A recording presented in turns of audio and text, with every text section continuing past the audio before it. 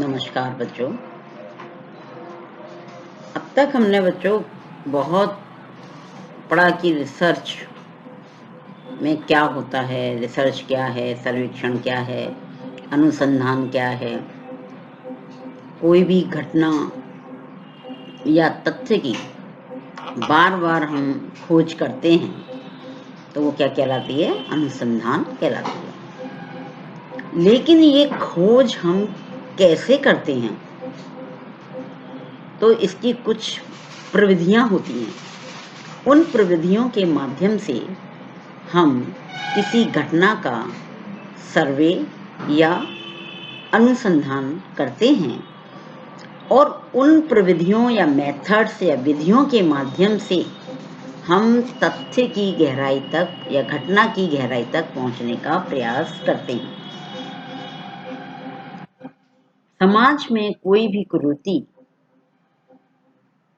क्यों फैल रही है, उसके पीछे क्या कारण है, ये जानने के लिए ये हमारे कुछ मेथड्स हैं जो कि व्यक्ति की अंदर क्या भावनाएं हैं, क्या सोच रहा है, ये सब जानने का प्रयास करता है। प्रश्नावली, जिसके बारे में हमने आपको बताया था कि प्रश्नावली एक ऐसी प्रविधि है, मेथड्स है, टेक्निक्स है, जिसके द्वारा हम लोगों के विचारों को कम से कम समय में एकत्रित कर सकते हैं। लेकिन प्रश्नावली के साथ एक समस्या है, वो ये है कि प्रश्नावली पढ़े लिखे लोगों के लिए ही प्रयोग लाई जा सकती है।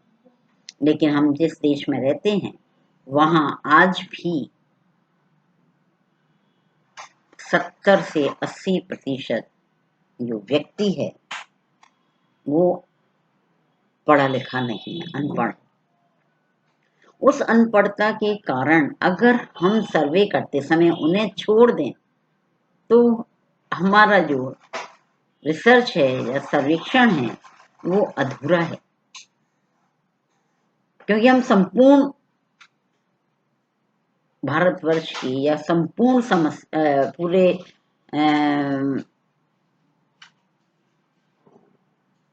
राष्ट्र में उस समस्या को हटाना चाहते हैं तो प्रत्येक इकाई को लेना आवश्यक हो जाता है। इसलिए जिस प्रॉब्लम से, जिस समस्या से हम निवारण ढूंढना चाह रहे हैं तो उसमें हमें अनपढ़ लोगों से भी डेटा कलेक्शन करना पड़ता है। जैसे गांव का अगर हम अध्ययन कर रहे हैं और वहाँ अधिकांश लोग अनपढ़ हैं, वो आपकी प्रश्नावली को नहीं समझते हैं, तो उसके लिए हम क्या करते हैं, उसका सब्स्टिट्यूट है अनुसूची। एक शेड्यूल तैयार करते हैं और उस अनुसूची के माध्यम से हम सिर्फ उन लोगों के पास जाते हैं जो अनपढ़ हैं, जिन्होंने स्कूली शिक्षा नहीं ली है, और अनपढ़ और शिक्षित और अशिक्षित में जो भेद है, यानी कि उन्हें पढ़ना लिखना और गुणा करना ये नहीं आता है। ऐसे लोगों से जब हम वार्ता करते हैं, डेटा कलेक्शन करने के लिए जाते हैं, तो उनके लिए अनुसूची का प्रयोग करते हैं और उनको हम प्रश्नों को उन्हीं की भाषा में बोलकर सुनाते हैं और उनसे कहते हैं बताइए, कोई जो ऑप्शंस हमारे होते हैं, मल्टीपल चॉइस क्वेश्चंस होते हैं, कि आप इसमें सबसे ज्यादा किसको स्थान देते हैं, और वो जैसा बोलते हैं वैसा ही जो रिसर्च करने वाला व्यक्ति होता है, अनुसंधान करता होता है, वो उसको टिक कर लेता है। तो ऐसे हम डेटा कलेक्शन करते हैं। तो प्रश्नावली के बिल्कुल अपोजिट अगर हम कहें तो ये अनुसूची है। सामाजिक अनुसंधान तथा सर्वेक्षण में सर्वाधिक महत्वपूर्ण बात विषय से संबंधित वैध एवं विश्वसनीय तथ्यों का संकलन है। तथ्यों के संकलन की एक प्रमुख विधि अनुसूची है। यद्यपि प्रश्नावली और अनुसूची में पर्याप्त समानता है, फिर भी अनुसूची की अपनी निजी विशेषताएं हैं। इसके द्वारा साक्षात्कार और अवलोकन पर नियंत्रण रखा जाता है। अनुसूची वास्तव में प्रश्नों की एक लिखित सूची होती है जिसे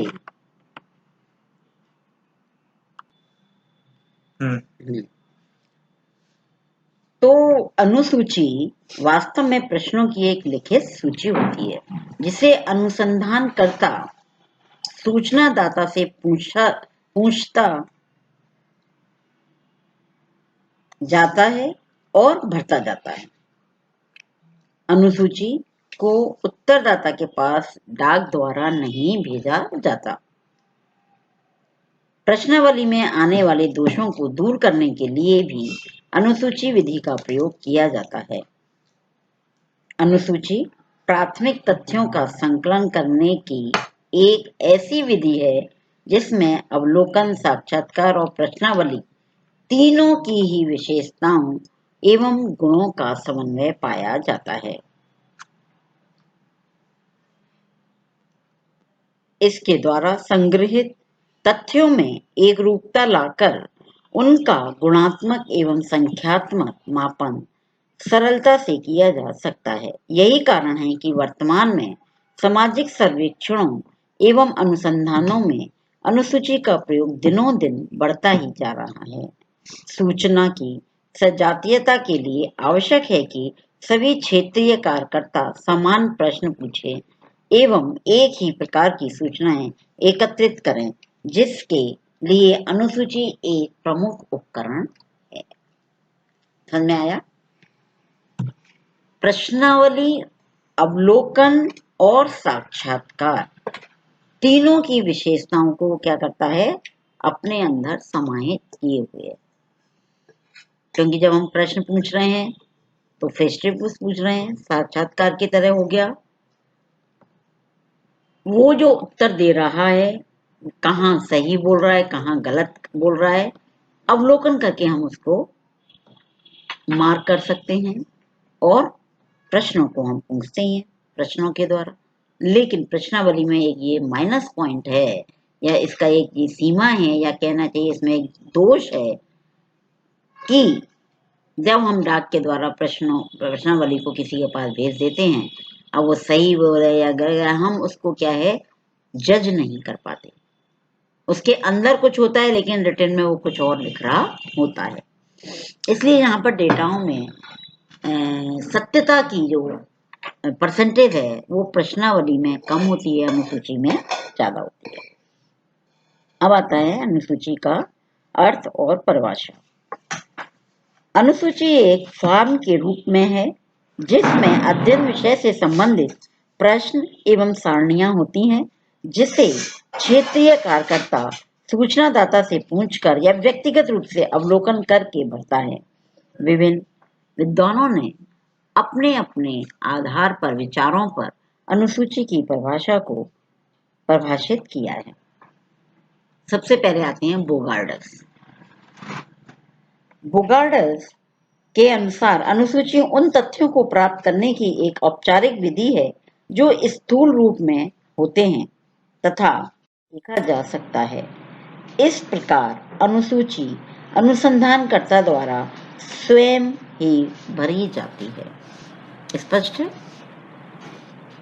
दूसरे प्रसिद्ध समाजशास्त्री हुए गुडे एंड हार्ट। इनका कहना है अनुसूची उन प्रश्नों के एक समूह का नाम है जो साक्षात्कारकर्ता द्वारा किसी दूसरे व्यक्ति से आमने सामने की स्थिति में पूछे और भरे जाते हैं। मैककॉर्मिक ने कहा है अनुसूची उन प्रश्नों की एक सूची से अधिक कुछ नहीं है जिनका उत्तर देना उपकल्पना या उपकल्पनाओं की जांच के लिए आवश्यक प्रतीत होता है। कहने का तात्पर्य है कि प्रश्नों का एक समूह है अनुसूची, और उसके द्वारा हम क्या करते हैं, सूचनाएं एकत्रित करते हैं और उन सूचनाओं के माध्यम से हमारी हाइपोथेसिस सही है या गलत है उसका विश्लेषण करने में सहयोग प्राप्त करते हैं। अब आती है अनुसूची की विशेषताएं।